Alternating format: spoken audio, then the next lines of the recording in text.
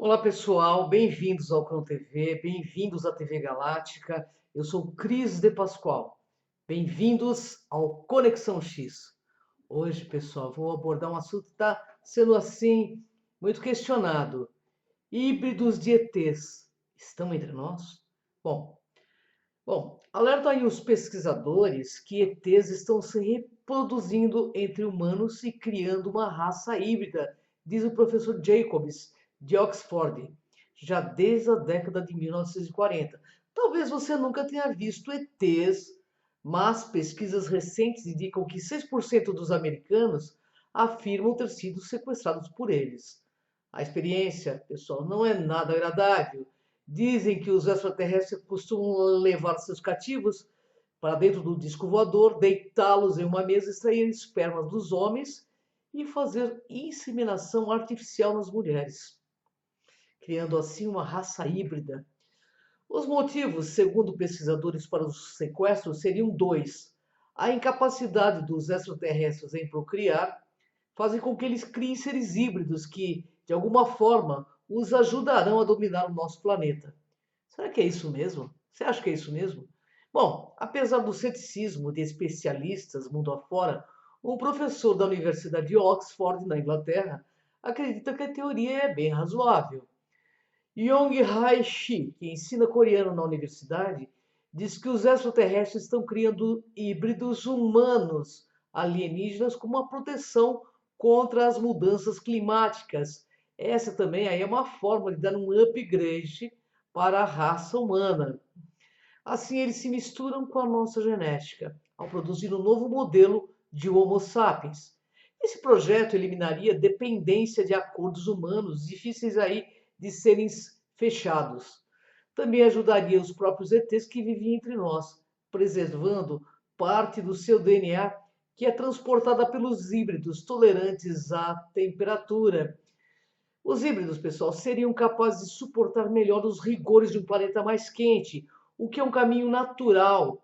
E quando levamos em consideração aí hábitos adotados pela humanidade no último século, explica o pesquisador Jacob, que eles têm a capacidade de se camuflar. Quando perguntado a razão pelo qual não vemos os ETs, o pesquisador Xi diz que é porque eles desenvolveram uma incrível capacidade de se camuflar e eles são metamorfos. Os híbridos de primeira geração ainda têm características físicas dos alienígenas com um forte olhar e são extremamente paranormais, fazendo coisas que até Deus duvida, disse ele à NBC. Mas a partir da segunda geração, eles têm características corporais idênticas dos seres humanos, com inteligência bem acima da média. Eles mantêm o olhar forte e profundo com uma força física e mental gigante. E embora não saibam lidar muito com o emocional humano, o que também os torna meio perigosos, caso entrem aí em uma discussão ou numa briga. Eles levam em sua genética metade dos genes alienígenas para serem semeados com outros humanos.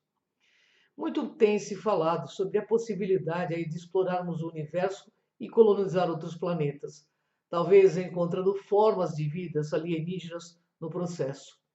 Visionários como Carl Sagan, por exemplo, imaginaram um futuro glorioso para a humanidade, cosmos afora. A ficção científica acompanha essa ideia e nos traz mais ideias ainda, sendo que parte desse futuro imaginado pode realmente envolver uma nova espécie de híbridos entre seres humanos e extraterrestres. Mas será que isso seria biologicamente possível? Bem, pelo nível que estamos cientificamente, ainda é improvável.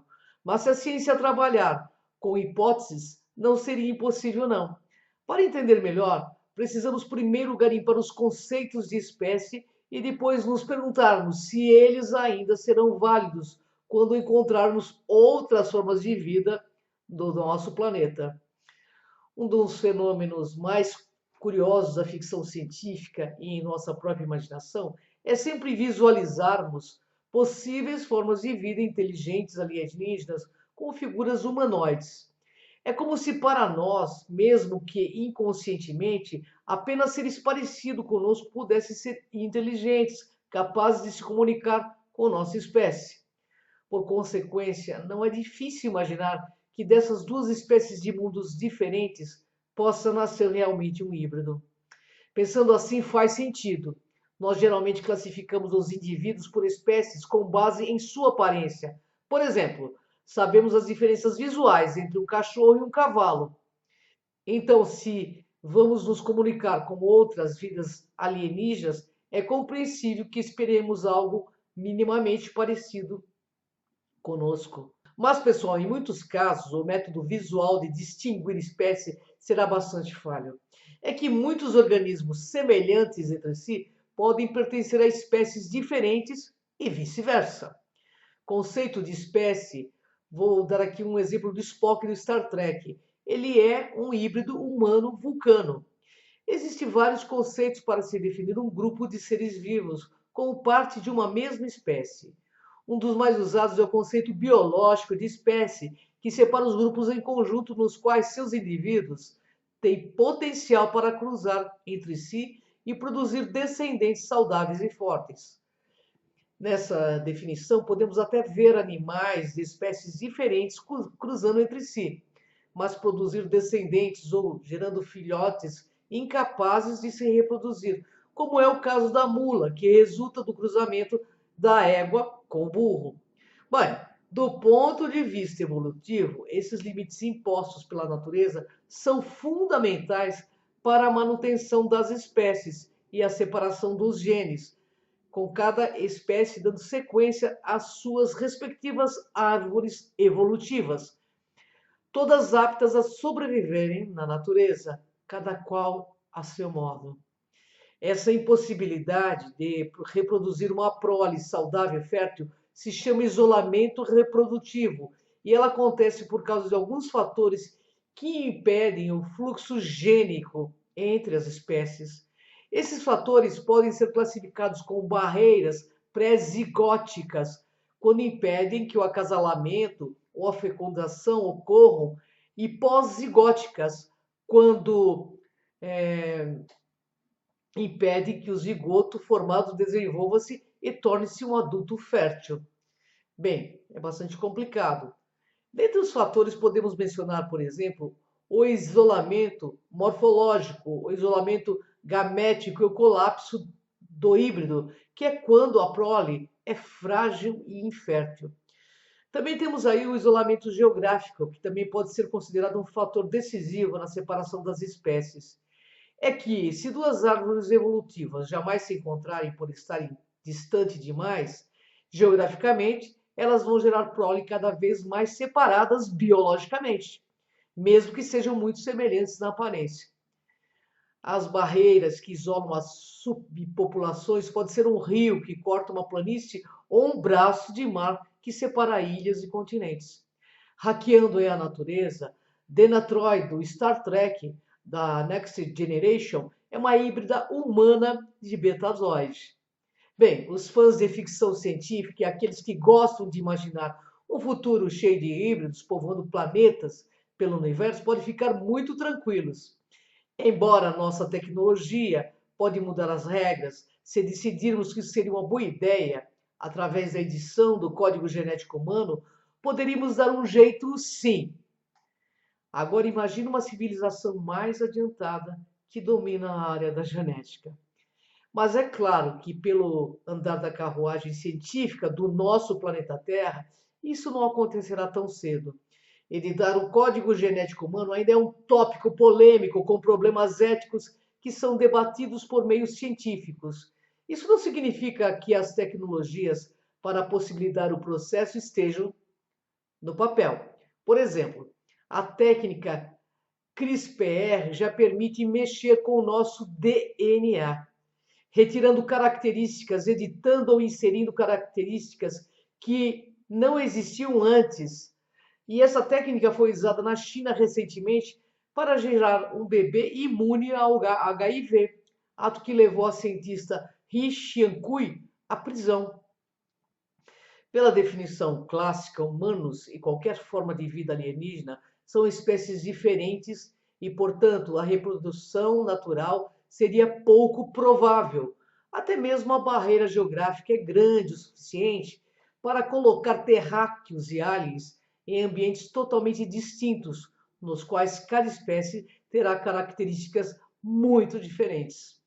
Mas na ciência podemos trabalhar com hipóteses, e uma delas é a edição do genoma para que a reprodução seja possível, se formos fisicamente compatíveis com nossos futuros amigos interestelares. Talvez nosso material genético possa ser alterado para estabelecer o nascimento aí de uma nova espécie. Quem sabe o futuro das próprias espécies mães dependa do sucesso dessa prole. O problema é que, mesmo com a edição genética, os híbridos poderiam ser inférteis. Neste caso, teríamos fracassado em burlar a natureza para gerar descendentes interespécies.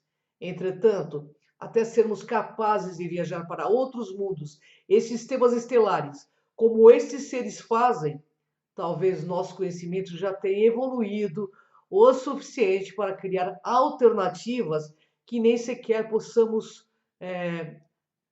crer e imaginar nos dias de hoje. No entanto, pessoal, existe uma lei metafísica que diz o seguinte, que tudo que podemos imaginar existe em algum lugar. Só olharmos agora a diversidade de filmes e séries que abordam a questão, como X-Men, Thundercats, Mutantes, Take, entre outros filmes que abordam o tema. Isso não seria uma forma de nos dizer que eles já estão entre nós? A ficção sempre mostra a realidade e que alguns desses híbridos seriam herói e outros bandidos. Temos também o cineasta Steven Spielberg, judeu e pesquisador desta área, que afirma que na Torá há referência a esses cruzamentos e que animais que existem na Terra teriam evoluído em outros planetas em níveis conscientes e que poderiam ser muito mais evoluídos e avançados que nós. Sim, haveria essa mistura entre humanos e outros seres estelares. Vamos olhar para o Egito e para outros países e ver a diversidade de seres mistos que há em seus epígrafes nos templos gravados. Não seriam eles frutos de uma fusão entre humanos e outros seres? Bem, a história nos mostra seres com cabeças de réptil, pássaro, felinos, entre outros. Mas se olharmos para alguns humanos, eles não teriam estas características?